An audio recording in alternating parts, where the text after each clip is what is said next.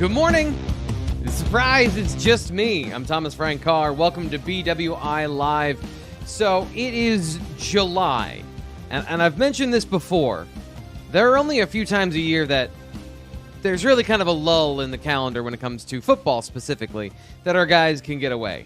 It just so happens that both Sean Fitz and Nate Bauer are both away today. So you got me, and here's what we're going to do. Because you're going to have me tomorrow as well on the Wednesday show, so I don't want to inundate. You're going to get a lot of tea, Frank, over the next 2 days.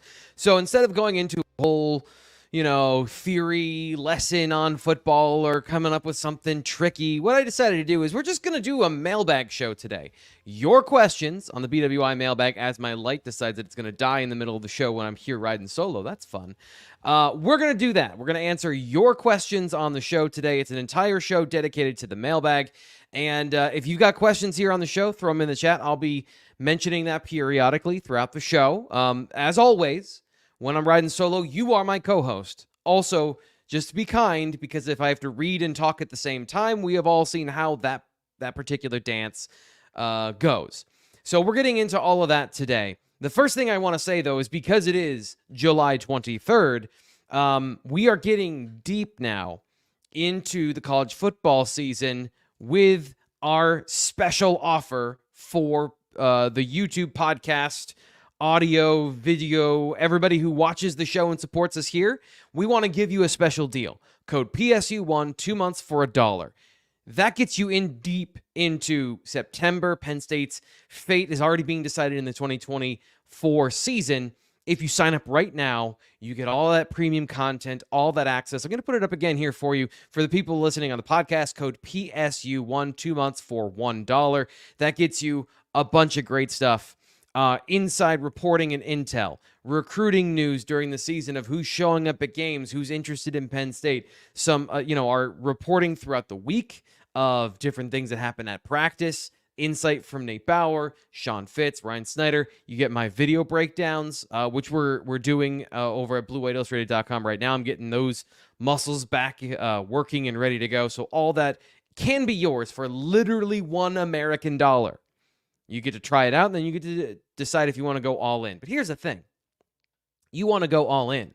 If you're sitting down, you're strapping up to watch an hour of me talking on the on camera, you probably really like Penn State football, and there is no other place. There's no other place that gives you everything that we do, from the moment these guys are interested in Penn State to the moment they graduate and go to the NFL. We have you covered on every facet of the football team. So, with that opening preamble, let's just get into the BWI mailbag and answer some questions.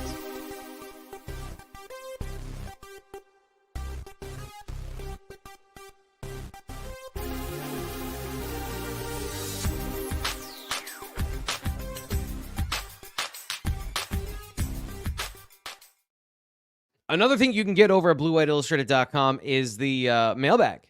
Mondays, I'm getting better at this of putting it up earlier. Sometimes it gets up at like 9:30 if I forget. But the mailbag submission thread goes up Mondays. We do the show Tuesday morning at 10. You have plenty of time to get your questions in.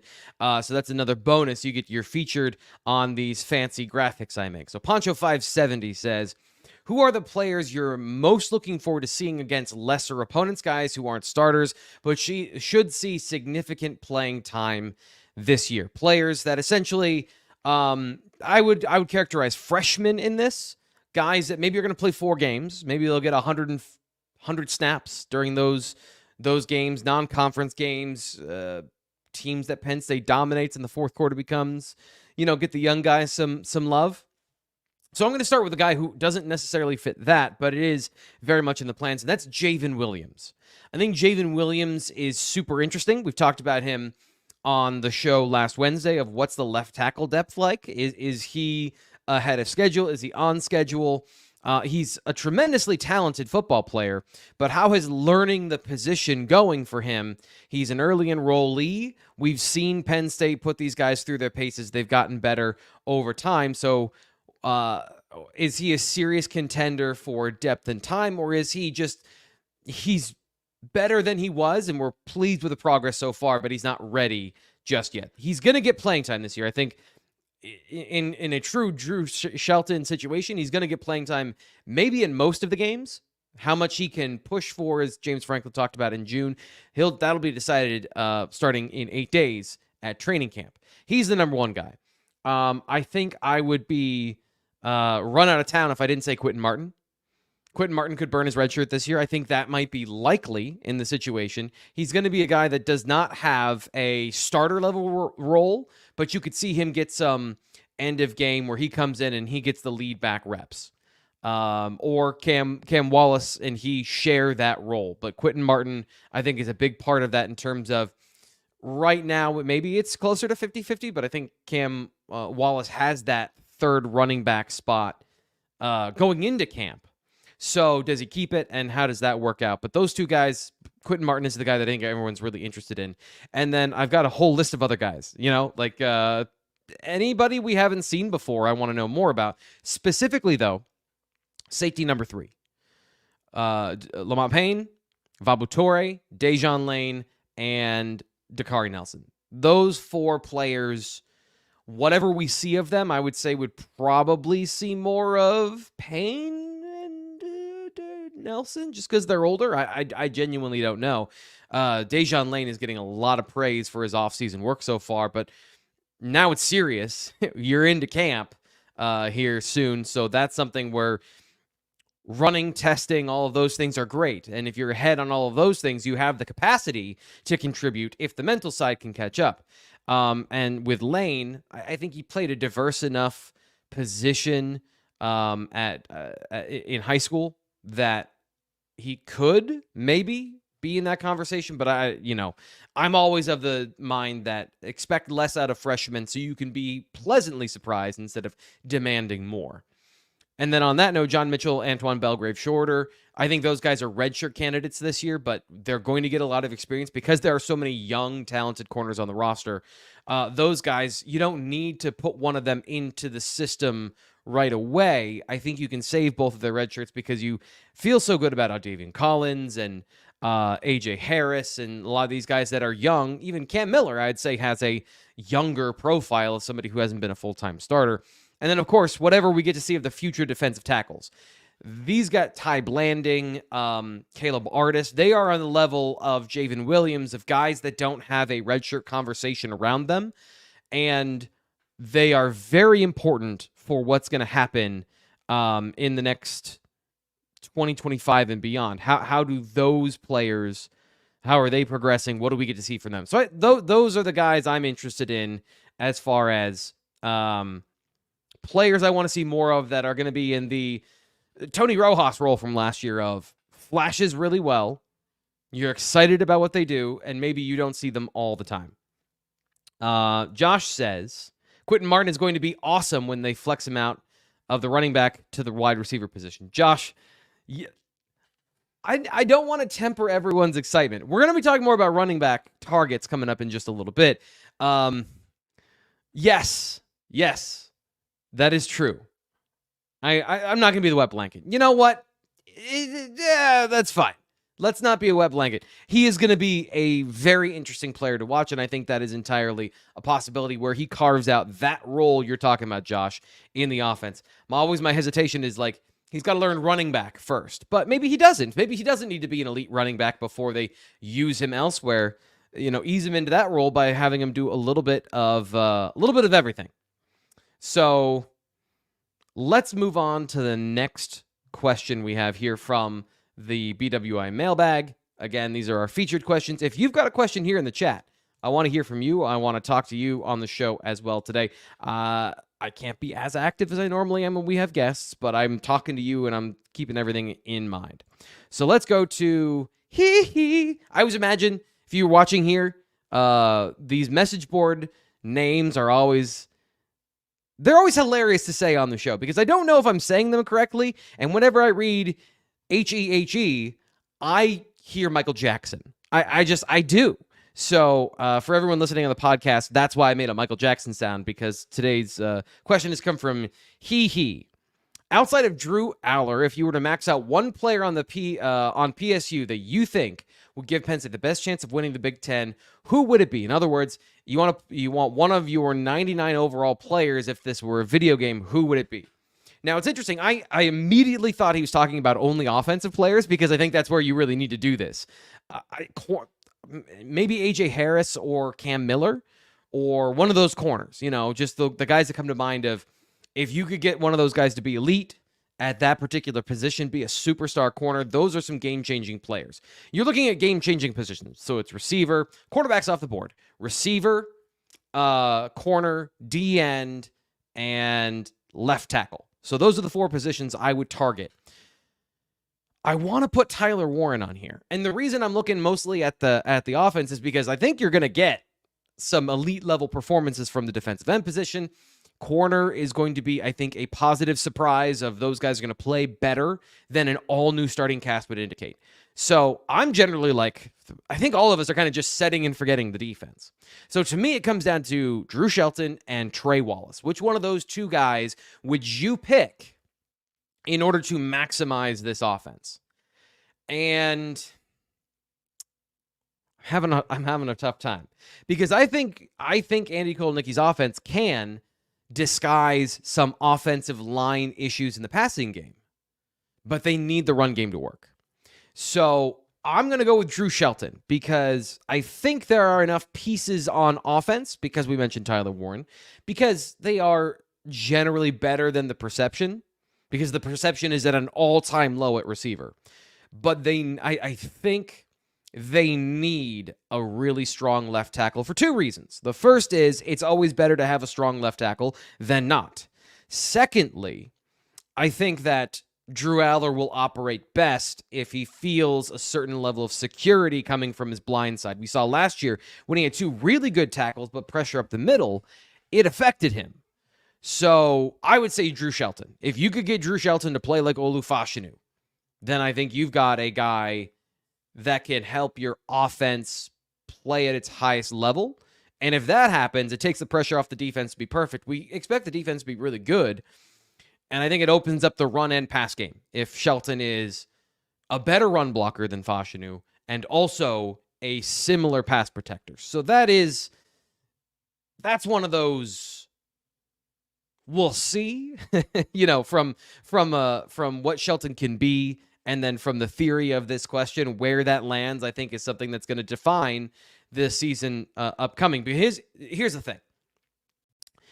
I've talked about this before, and I just mentioned it, where Kotelnicki's offense can de-emphasize the drop-back passing game, and he can do a bunch of different things to generate explosive plays, throw the ball down the field without forcing the quarterback to stay in the pocket and read the full field. Kind of a little more college-y, but just a little more user-friendly from the quarterback perspective.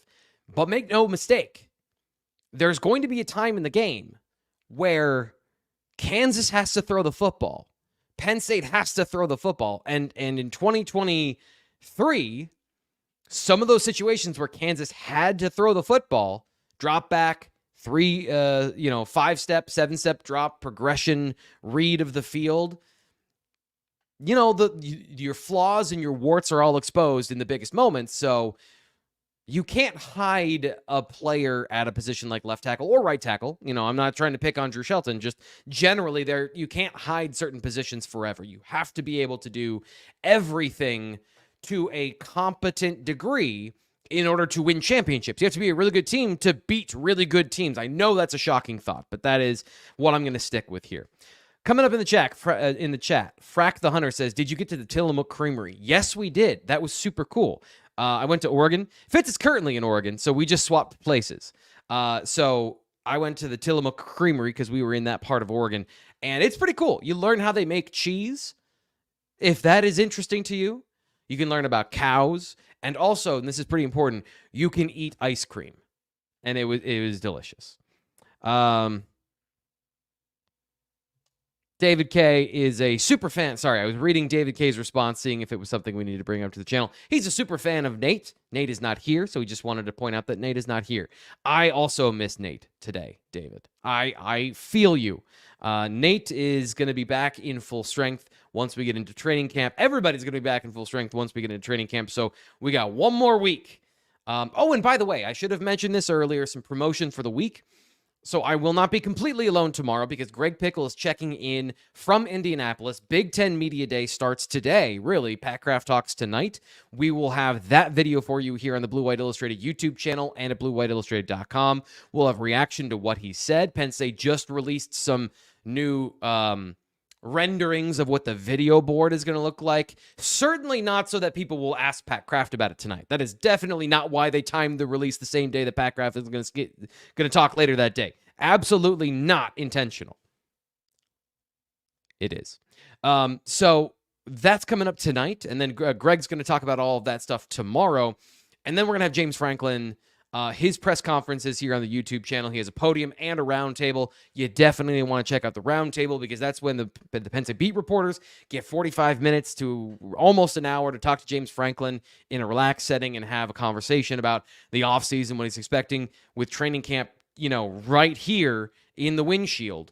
All that stuff coming up on the YouTube channel today and tomorrow. Greg's going to join us today to give a report from Indianapolis. And then, of course, Thursday we have our recruiting show. So it is a very busy week. I always say the season starts in training camp, but really the season starts to the festivities, the work level stuff starts this week with Big Ten Media Day. So it is all here, people. We have waited through the offseason. Your patience has been rewarded, and there's things to talk about. Okay, here's the question. The featured question of today's show, the one that we built the idea and the conversation talking points around, it's from OC Lion. He says, what should Penn State fans look for in the West Virginia game to bolster confidence that Penn State is going to have an explosive offense in 2024? I'm going to go back to what we just talked about with Drew Shelton. I'm going to say the offensive line execution, to me, is going to be a foundational principle of this offense. It doesn't mean that they have to run the ball and beat people silly with the run game the way they bludgeoned defenses last year. They can be explosive and they can be lethal in the run game if they are efficient. The threat of the run, the credible threat of the offensive line blocking in space and attacking at angles and creating problems for the defense that they have to cover laterally, will influence the passing attack if they're successful at that with Katron Allen and Nick Singleton getting chunk yards. So it starts with the offensive line run blocking, being efficient, getting to their blocks, opening up good holes, and then the running game hitting some of those plays. That's going to be a foundational principle of this offense. From there, the realistic, credible threat of those things and the way the offense blends those concepts with RPOs and read option will then allow the passing game easier throws and more explosive, easy content. So that, to me, is what I'm looking for from that first game, is just generally the offensive efficiency. Do they know what they're doing? Are there mental mistakes?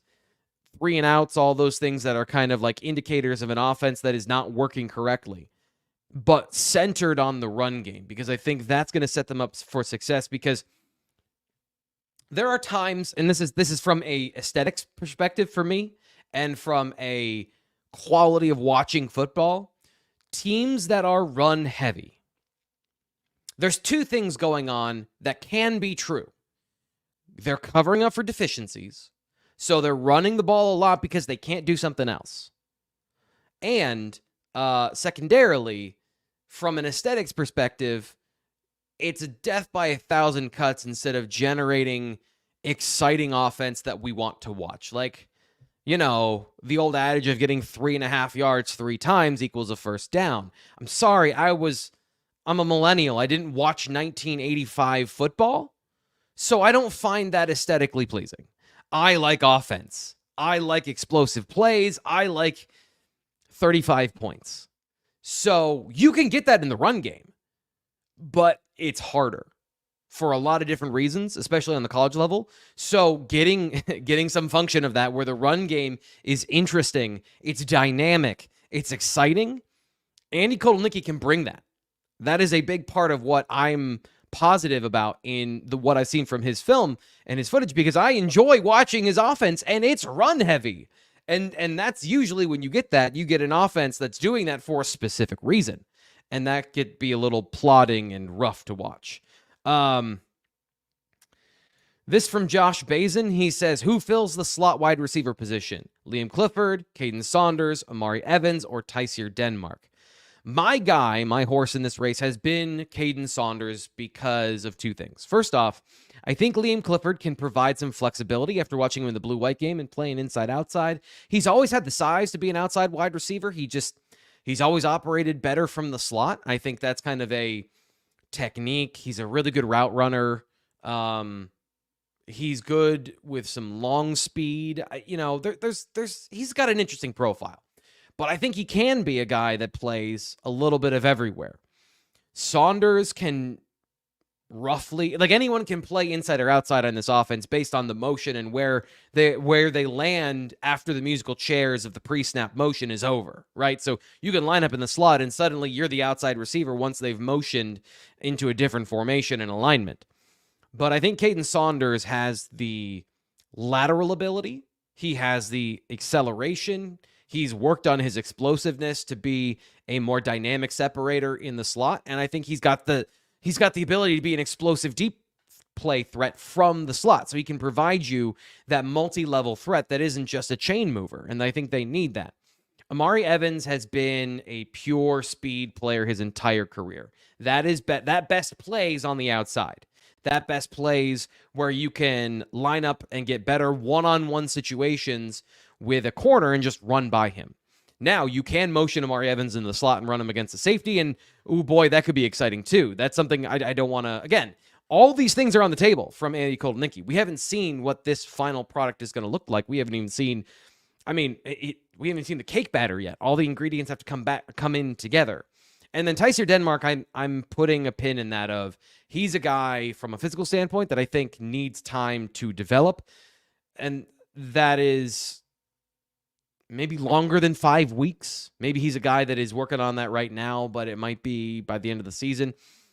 So I'm going with Caden Saunders, and that's why I've been talking about him so much, is I think he provides a lot of balance to the formation. He provides the ability to give you credible threats at outside, inside, running back, tight end. And that's really what Penn State lacked last year, was having credible threats at every position and alignment on the field. They didn't consistently get enough from the outside receivers, so everything's on the inside, which leads us to our next question. This one coming from Scott L. He says, what will we see more of this year? 3 wide receivers, 2 tight ends, 2 backs. Because everything I just said, incredible threats at all levels of the defense, all lateral levels of the defense, it has to be 3 receivers. So again, going back to just watching the film and what you observe, Kansas, despite being a run-heavy team, they played 3 receivers more than 2 tight ends. Despite being a team that was like Penn State last year and running a lot of 2 tight end sets, running a lot of 2 and 3 running back sets, those were sub packages. The basis of the offense, in order to spread the field out and create a problem for the defense, you need to have those credible threats everywhere. And you can only get so much out of 2 tight ends. So, for the health of the offense, the overall function of this team, it's got to be 3 receivers. But that's not what you're going to remember. That's not what's going to make an impact on you. You're going to remember where the plays came from. Because even last year, Penn State ran the majority of their offense out of a 3 receiver set. If we're talking about pure numbers, I think it was like 55 or 60% 3 receiver sets. Now, in the grand scheme of college football, that is a minuscule amount when you have the 2 tight ends being nearly 50%. That's really what we're talking about here, is what is the dominant subculture in your offense. And I think it's going to be 2 running backs. I think that is going to be a function of this offense, because we saw that from Andy Kotelnicki and what he can do with that at Kansas. And Katron and Allen, Nick Singleton, the 2 of those guys together, Devin Neal is very good. We're going to talk about him in a second here on the show. Devin Neal is very good at Kansas, but Kansas didn't have 2 running backs like Devin Neal. Penn State has 2 running backs that they can use in a variety of ways in the pass game, in the run game, and create some real dynamic threats that I think when you fold in Bo Prabula as an option quarterback, provides you lots of layers to this offense. The base of it has to work, right? The absolute core of it 3 receivers, Drew Aller, running and throwing out of those formations. That has to work. And then once you establish that, all the other things, they can flourish. That's where I think you have to start. But what are you going to remember? Explosive plays coming from 2 running back sets. I think that's an entire possibility. Wildcat quarterback is on the table for this year. All of those things are on the... Anything you can think of, I think Penn State will be considering it and will try to fold it in if it maximizes the talent and potential. But to go back to the question of what do they need to show signs of life, that this is going to be I'm going to augment this, a balanced offense. The offense has to function with Drew Aller on the field under center with some traditional concepts. Their base offense has to work. Doesn't matter what you do otherwise, the base offense has to work. And that is going to be, to me, from what I've seen from Andy Nittany, primarily 3 receivers, which is why Caden Saunders, Amari Evans, we're having all those conversations about the running, the receiver position and why it's important to have those guys step up this year. Okay, let's get into that next conversation about the running backs of the passing game. PSU Jam says over-under on running backs averaging 6 targets in the pass game this season.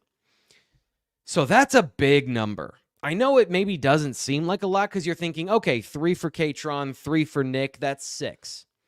So if we take that and we just look at what is that over the course of a season, and I did 14 games, that's 85 targets. That's as many targets as Keandre Lambert-Smith had last year. So that's the number 1 receiver in the offense. And I go back to that can't happen. That can't happen. You can't get what you want, which is an explosive passing attack, by running wheel routes out of the backfield. It can be a part of it. But here's the thing, like if there's no credible threat from the receivers, a wheel route typically is running through a voided zone in the secondary. So you have a receiver running deep and then a wheel route coming up through that. Or some way you're taking the umbrella coverage defender, one of the 3 deep coverage defenders, you're taking him out of the equation so that the running back running the wheel route is running against a linebacker or maybe a safety or a box safety or something like that. If you have 0 credibility from your receivers, they can just hang out over top, and then the running back is just running into coverage. Run up the middle, right? Flood the middle of the field with safeties and linebackers because, don't worry about, what are they going to run? A hitch route on the outside? Again? We're fine. We know that they're going to do that. So here's the other thing. Here's from a realistic perspective. That's 42 targets per starter, which would have made these guys, I think, 3 and 4 on the Kansas offense last year. So that means Tyler Warren has taken a step back, and he's not getting as many targets. In total, Devin Neal had 31 last year for Kansas. So I'm going under. I'm not saying that they can't be a major part, and they won't have more than that. So if Katron Allen is your number 1 receiving back, and he gets those 31 targets, and then Nick Singleton gets 20, and then you got 50 total, I think that is more in line, but that is under on that. And so I just think if you're force-feeding the running backs, even if I'm high on that total of going for 14 games or whatever it is, that's that. Let me do some quick math here. Let's just do the regular season. And 12 times 6, 72 targets is way too many for your running backs to have a balanced offense. And that's what I'm always aiming for, balance. They may end up there, but I'm telling you, if they do, I see that as this is gone off course. This is a potential problem for the offense, that something else is sick, because Trey Wallace starts on the line of scrimmage. He doesn't start 5 to 7 yards in the backfield. You want to get that guy a target who's faster, maybe not than Singleton, but faster, and he's getting down the field. He's an experienced, adept receiver. That's his job. You want to target the people who are experts at receiving, as opposed to running backs who are also good at receiving and not the experts on route running, leverage, zone, how to sit down and find the openings, how to maximize yards after the catch. All those guys can be those things in the offense, and I could be completely wrong. It could all work. But everything I've seen is when that happens, you are limited, and that is a problem for your offense. Any other questions in the chat, let me know. Please, if you got any thoughts, any questions, we're going through the BWI Mailbag today. We're ripping through it, by the way. So we've got a couple more questions. And these last ones are gonna mostly deal. We got a couple here that are going to deal with recruiting. So we're gonna flip over and talk about recruiting. Blackheart 8541 says, how many high 3-star, low 4-star recruits can you stretch to become elite talent through under the radar evals? Finishing consistently at 15-ish in the recruiting class, how can you possibly keep up with the top 3 to 5? It's a great question. So basically, how many secret superstars can you have in a class and still compete against those guys who are getting known elite players? So that's a great question, and I don't have a great answer for you, but that is what Penn State is banking on in this particular class. So I'm going to pull up the class of 2025 and see how many we can count of what you would expect Penn State, or how you could reasonably say these guys are underrated players in the class of 2025, and see where we end up. Because that is kind of, to me, the defining narrative of this class. So here we have Penn State's recruiting class in 2025, Jameer Joseph, Darius Dixon. Both these are strong 4-star candidates. Max Granville, elite defensive end. Alex Tash, highly rated linebacker. Now we're getting down into some of these low 4-stars, right? So Jeff Exner in the On3 industry ranking, 349. Let's look at players who are position ambiguous, or maybe have some position ambiguity in their profile. Cortez Harris, there's an injury there, 4-star player. That's one guy who might be underrated. Deshaun Burnett, he's 6'3", 215, could play defensive end. Would be an elite defensive end, or would he be a high-level linebacker? Some position versatility there. Antonio Branch, I think from a development perspective, when he puts on more muscle, he can be an explosive guy that is a complete receiver. So, complete safety. Antonio Branch, Cortez Harris, Deshaun Burnett. Let's say those 3. Lyric Samuel's everyone's favorite secret superstar in this class because he's 6'4" and runs a 4.5. So 4. Fan favorite LeVar Arrington Jr. Is he going to be his dad? I don't know. Very limited information on him. Got to do more. Personally, I've got to do more on his full film because his highlight film is very, very limited. Owen Alicini, 3-star player. I think he does have significant upside. Brady O'Hara, position ambiguity here. He's a guy who's 6'6", 250. He's going to play tackle, but he plays tight end. He is still going through that process. Tyke Hayes is an underrated player with great film. Braswell Thomas is underrated. Beckham Kritza is underrated or has high potential. So you can see, like, I've already lost count. There's an argument for all of these guys. But the reality is, and Keandre Barker, here's a guy who hasn't played football in a year. How many of these guys are going to hit? Let's say, and I'm just going to quote Fitz here. Fitz is like, 50% of your recruits hit in any given class on average. Is that higher or lower when you're going with these underrated guys that aren't industry agreed upon elite football players? Tyke Hayes, Keandre Barker. One of those guys hits and becomes the next Katron Allen or Nick Singleton or Noah Kane or whoever, then great. That's great. Are both of them going to hit? Is Braswell Thomas and Antonio Branch, are they both going to hit? The way you feel more comfortable with the transition from high school to college is seeing more concrete evidence that guys are doing it from an athletic potential, from a physical ability, and a technical ability as much as you can in those situations. That's, at least for me, when I say this guy is going to be really good. So guys that I feel like have a strong chance to be really good, both Jaden Woods and Max Granville. I think you look at those guys, they're very, very good football players right now, and they have the physical ability to do it at a high level at the next level. Tyke Hayes, I'm going to bring him up again. He's a guy that has great film, and there's probably more to give from an athletic standpoint as a running back. Plus, when you're a good pure runner, there's a certain amount of, you can overcome some of the athletic disadvantages, even though to be great at that position, it is a pure athleticism position. So there's a lot here. I don't have a good answer to the question of how many do you need to compete. I'd say you have to have more highly ranked players than some underrated guys. Maybe 3 to 5 per class, right? So maybe you can stretch that to in a 24-person class. You don't want it to be pushing half, which is what I feel about this class right now. Now, this is the other thing is Braswell Thomas has already gotten a bump up in the on-3 rankings. He's going to get more. So these guys are only underrated right now. The story of this class concludes when they sign. So the senior season is going to fix a lot of these things, and the topography is going to change of who is underrated and who's properly rated.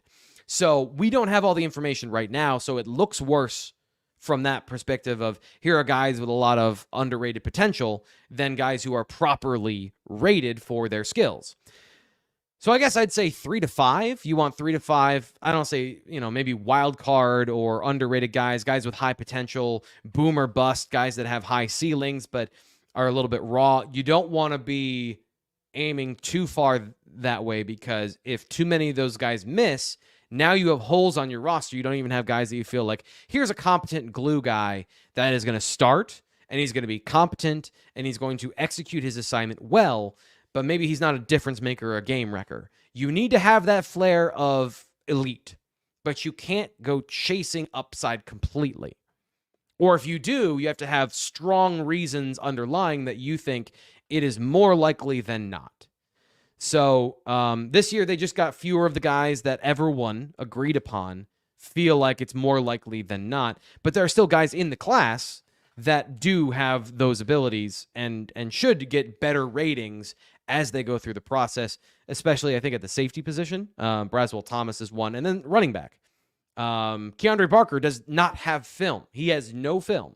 And Tyke Hayes is being underrated because of his athleticism at the position, which he hasn't tested anywhere, so we don't really have concrete information about his development. We have some maybe baseline stuff from a couple years ago. We have what we see on film, but we don't have that deep knowledge and understanding of his athletic snapshots throughout his progression. So I hope that helps. I feel like that was a lot of talking. I think I answered the question. And I also sort of answered this one when I was talking about the last one. Lady Lion 14, new member of BlueWhiteIllustrated.com, gave her a shout out during the mailbag article last week, but I always want to make sure people get a shout out when they are new members at Blue White Illustrated and they ask a question here on the mailbag. So Lady Lion 14, thank you for being so enthusiastic about the show and participating over at the site. She says, I'm sorry, I shouldn't assume just because Lady Lion could be anybody. Of 2025 players committed to Penn State, who has the best film on offense and who has the best film on defense? Why do you think that? And then secondarily, which Penn State player had the best high school film that you've reviewed in your time covering Penn State? So I already mentioned, I think Tyke Hayes has the best film. And when you say film, it's not just who is the best athlete. And Lyric Samuel is the best offensive player. Yeah, I'd say he's the best offensive player in the recruiting class from his athleticism and his potential and all those things. I'm not taking anything away from that, but you're saying, what does the film say about that player's positional acumen and their production? Literal stats don't matter. What you're doing on the field and how you're doing it does matter to me. Tyke Hayes is the guy that I'd say has the best film because at the position, I see him do almost everything. He reminds me of Katron Allen in the fact that maybe he's not as professional as Katron Allen. Katron Allen was doing things from a high school perspective that looked like NFL potential. He was a professional heading to Penn State with that understanding of his position and instincts. Tyke Hayes has similar instincts, and he has similar ability to execute and chain together tackle-breaking moves.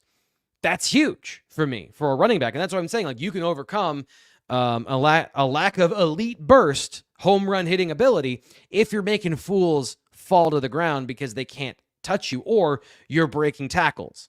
So there's more than one way to be great at a position like running back. Everyone wants the complete running back who can do all of it. But Tyke Hayes, I think, is on that spectrum of guys that can make plays above what the system gives them. And then defensively, I'm stuck between, there's a couple guys. I need to see more of Braswell Thomas. I need to see more of Randy Adarica and some of the Cortez Harris, some of the guys that committed recently, because there's been so much stuff going on.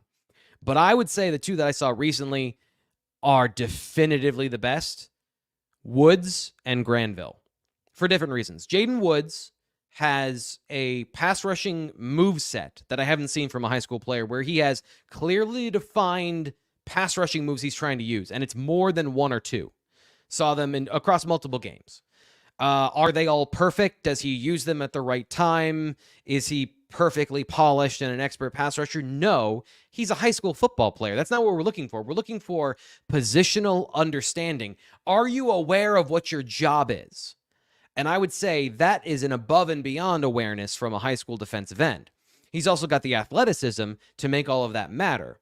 And then on the other side of the coin, Max Granville does not have as many defined hand usages. He doesn't have as many defined pass rushing moves, but the way he sets up his rushes from outside, bull rush, inside, making a tackle fear his speed and then using speed to power or inside counters.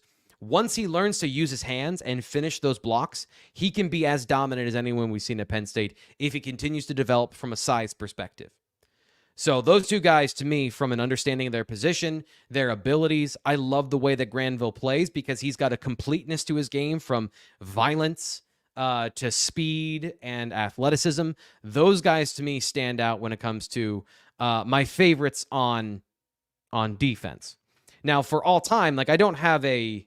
First off, you can ask my wife. I have a terrible memory. Absolutely dreadful. So there's a lot of stuff that comes in. I think I understand things, and then it goes away, and it's gone forever. There are things from memories to facts that just poop, they're gone when they're gone. But I went back and I looked basically to 2021 over the last 4 or so years of working here for Blue White Illustrated. The guys that I found most entertaining to watch, and that usually means they're good at their position. The number one guy is Tony Rojas to me. Because he was such a freak. And even at defensive end, he didn't use his hands very well. Everything we just talked about those other two. Because if he did, he might have been a D end. He's so explosive. And when you watched him as a running back, he was dominant. He was absolutely dominant. He was, as a running back, maybe comparable to Quentin Martin from a high school threat, the lethality of him with the ball in his hands. I don't think we talked enough about Tony Rojas, the running back in high school. And he's 195 pounds, and he was doing stuff like that. So his explosiveness, his potential at the next level was one of my favorites. This one's going to sting. King Mac. King Mac was awesome. He was great. There's a reason he was in line to be a fourth safety. There's a reason it doesn't make sense that he left other than for money and to play at Alabama, because he was ready to contribute. He was going to be a part of this defense, and it's because he's really smart and good at football. So he was all of that in high school with, playmaking ability, get in front of the ball. He was 5'9", and he hit like a Mack truck. So I didn't mean to do that, but that was fun. He was really fun. I'll just run down a couple of them really quickly. I mentioned Katron Allen. His film was really fun. Andrew Rappelier was as complete of a tight end in high school as I've seen in a while. Abdul Carter's senior film was excellent. KJ Winston, you knew as a junior he was going to be a star. Vega Ioane was fun to watch. And then two guys here that we've, I think, forgotten a little bit about. Jackson Smolik had some of the best. I'm watching a guy win a game for his team moments coming off a broken collarbone. So he broke his collarbone and then tried to come back and play late in the year. And he had a game-winning drive. I think it was either in a playoff game or a game to get them into the playoffs, where he went 3 for 3 on clutch throws over the middle into tight windows. I've said this before, watching those things from him and talking to him and just seeing him in general and looking in his eyes, there is a lot of stone cold killer in Jackson Smolik. So in this conversation, I'm not saying he's going to win the job, because traits and size, all those things matter. But if there's a clutch gene, if there is that, I think he's got that. So that was fun to watch. And then Lonnie White Jr., again, another one's going to sting for Penn State fans. He's pretty dominant. He was pretty awesome to watch. And too bad that we didn't get to see him play football. I know his baseball career hasn't really gone the way he wanted it to. But at 6'2", 200 pounds in high school, with the athleticism to play two sports professionally if he wanted to, he was impressive to watch. So I know I didn't pick one of that group. I'm having a hard time deciding. I'd say Rojas is the one that I think most fondly back on, to being like giddy watching some of those Fairfax games, because there was when you get a good high school game and it's competitive and it's competent and you're like, this is great. I saw a lot of those from Tony and his Fairfax team. Checking here in the chat. Frack the Hunter has this question. What sponsor would you like to see on the jersey? I'm assuming the Penn State jersey. I hear it's worth $6 million a year to put a patch on the Penn State jersey. You seem like an agent of chaos, Frack the Hunter. You seem like you are here to throw grenades and get everyone riled up that, the Penn State jersey is sacred. You're not putting a patch on it. So I don't really want to, first off, I don't want to be a corporate shill and say, like, here's my favorite corporation. And I also don't want to make people mad. I also don't have a good answer to that. So let's go with the United Way or Habitat for Humanity. Let's go with a charity. And let's use that as my get out of jail free card. David Greeter, he's back. He says 2024 Big Ten champions, T. Frank. David is excited. He's always one of our most excited people here on the show. Appreciate you being here. It's been a bit since we've seen you, David, at least here in the chat. I know you've probably been here on the show over the last couple of weeks. Let's get to our final two questions. If you've got any more in the chat, we'll go as long today. It's just me. I don't have anywhere to be. So if you want more questions, you want to have more conversation topics here, we'll talk to you in the chat. This one, I'm going to be talking a little bit out of my butt here. So that is a preamble. Let's all have an understanding that you want this question answered. I think it's an interesting topic. I'm going a little bit outside the bounds of journalism here, of facts that I know, and I'm doing a little bit of context clues and what I understand in my observations. So here's a big old preamble to a question, okay? So you should tell that I'm probably a little bit nervous about answering it. Nittany says, Andy Kotelnicki brought along an offensive line assistant with him from Kansas. Any word on what he's providing and how he's helping? Does he help the offensive line replace 3 starters better than Phil Trautwein would have done by himself? Okay. So Nittany, one of the follow-up was, what is he doing? What is his job? I don't know his job. So I don't specifically know what he's tasked with on a day in and day out basis. But let me talk about the situation of installing a new offense when you're Andy Kotelnicki as an offensive coordinator, or Manny Diaz when you're trying to install your defense in 2022. Having somebody who understands it on a fundamental level can answer all of the questions almost as good as you, the person who's created the system. That's what that person is for. To be another sounding board for the coaches who are trying to learn this, just like the players. You can't teach something unless you know it yourself. So Andy Kotelnicki has to focus on understanding his talent, watching film, evaluating the players when he first gets here, understanding their strengths and weaknesses, building interpersonal relationships, crafting the offense to Penn State specifications, what James Franklin wants, what the players can do. He's got a lot on his plate that he has to do. So when Phil Trautwein says, hey, how do you want me to execute this block? What technique do we need to use? If Andy Kotelnicki is busy or he just is doing other things, you have an offensive line assistant to say, hey, this is how we did it at Kansas. This is how we did it this is how we've done it in the past. And it's just to answer questions, to be a sounding board and to understand. That would be my interpretation of bringing in an expert. It's kind of like in the NFL when you bring in a new head coach or a new defensive coordinator and they need to bring their guys in. You need to bring in your Mike linebacker that understands and can make all the calls, and you don't have to teach somebody from the ground up how you run this defense.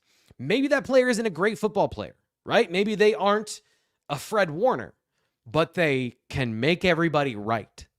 And you'll accept some of those weaknesses and deficiencies because they understand the defense and it can function. Knowing what you're doing, this is something I talked about last week, eliminating the, what am I supposed to do, is half the battle of football, because the offense or the defense, your opponent, is trying at every point to confuse you and make you wrong. So you have to have the conviction of, this is what I see and this is my assignment. These are my rules when this happens. So having more people who understand that on either side of the ball that can teach people, whether it's coaches or players, who can then teach other people, and suddenly you see how this expands it's like a rippling wave of now everyone is on the same page. So that is my interpretation of why you bring an assistant from a program. And I think specifically with Andy Kotelnicki, what I said about the offense, executing on the offensive line, so much of Andy Kotelnicki's system is built, he's talked about this multiple times this offseason, is built on distortion, making the defense run laterally and then executing plays that attack those weaknesses when you are pulled out of position. The passing game can do that by spreading the field with the positioning of the players. But the real threat to the defense comes when you run to space as an offensive lineman. There are different ways you can run pin and pull and outside zone. And just observationally, something I saw from this spring during practice is Penn State was doing some pretty dynamic drills with the offensive linemen that weren't like we're just passing players off because, sorry, this is getting a little extemporaneous. I'm kind of bouncing all around this idea. I thought about it before the show, I promise, but it's just I'm getting a little excited. So when I get excited, I tend to associate in different ways. So you can do a couple of different things with zone concepts, especially outside zone. Are you trying to steal a gap or are you trying to steal space? So the way zone concepts work is you are trying to outflank the defensive front seven. You do that from a gap system of here's the left tackle, here's a gap. Here's the left guard, here's a gap. The gaps are what you're trying to win because you're trying to take the defense and put an extra space on the front side of your run that a defender hasn't accounted for because you've beaten them athletically to the point of attack. So that's what combo blocks on inside zone or outside zone generally are. So in certain situations, let's take Penn State last year. They ran a lot of this, but it was very tight. So they didn't want to allow penetration in the backfield, is my understanding of the situation from what I saw from them last year. They ran outside zone in a way that they're trying to defeat the linemen, not necessarily gain as much space as possible. So when you are running to the sideline, some of this pure zone system, it's not just about stealing a gap. It's about generating space for the runners because they can then, in a wider hole, make a guy miss. But the downside is, in a wider hole, athletic defenders can also get a free run into the backfield. So there is a risk reward in some of these situations. But I think when you're talking about changing schemes and changing techniques and having even Phil Troutwine, who's an accomplished offensive line coach, like he's a chef that needs to know the ingredients. And if you explain it clearly, he can get the job done. So I think that there are some differences even when you run certain concepts of how you run them that are all different. Let's see what we got here in the chat because we got one more question. We got a lot of comments here in the chat. Chris Campbell says Penn State should be 11-1, right? So James Franklin was on Joel Klatt's podcast this week. Said some interesting things. They covered a wide range of topics on a half an hour of conversation. He's pointed this out several times. Traveling to the West Coast is really hard. You look at just the data. Again, going to forget scheme and opponent, just East Coast teams traveling 3 hours back in time to the West Coast. So you have jet lag. How does that work? It generally doesn't work well for the teams going west. So understanding travel, understanding those hiccups, there is a real logistical challenge of getting your players at their athletic prime and peak for a kickoff whenever that is. There's a science to it. So they've got to get through that. And there's a little bit of that where you don't want to say absolutely they're 11-1. But you know, it's on the list of probable outcomes. There's so much different this year that typically we could say Penn State's going to win X games. There's a toss-up game against maybe Michigan or whomever that year. Last year, I thought the toss-up game was Ohio State, given what they were doing offensively and how they were having some issues. And then they win or lose that 1 or 2 games. And that's why we are in the situation we are where people are kind of toxically mad about going 10-2. This year, there's a very wide delta of possibilities, which is why when we talk about the season, Nate, myself, Fitz, Greg, we all just go, we'll find out. I think 10-2, not to spoil it. The magazine is coming out. The season preview magazine is hitting newsstands this week. I'll be delivering them downtown. And they'll be in your mailbox if you get them this week. My prediction was 10-2. Right where they've been, which also puts them in the college football playoff this year.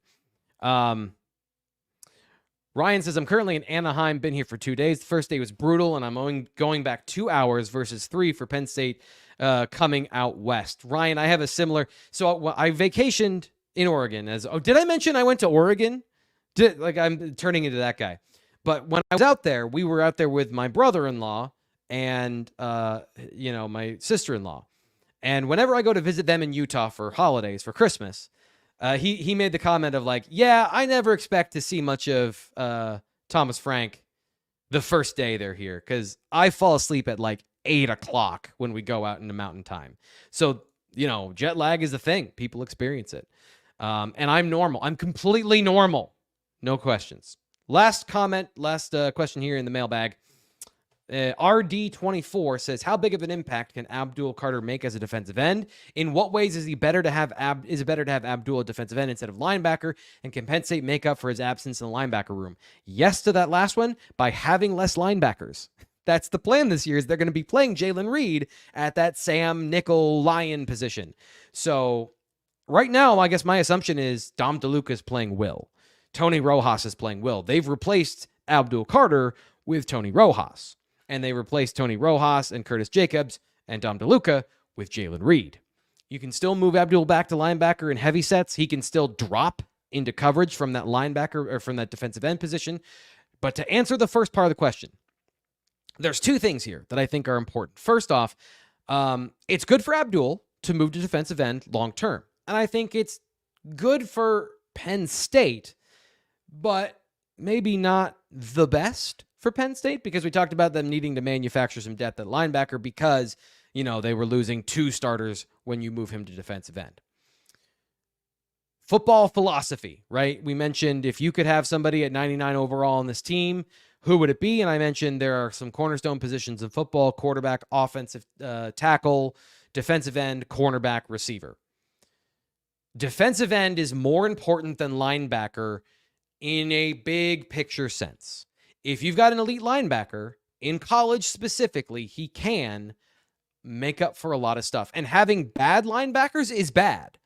But in modern football, it's hard to be a great linebacker because everything is designed to make you wrong and to target you as a runner and as a coverage player.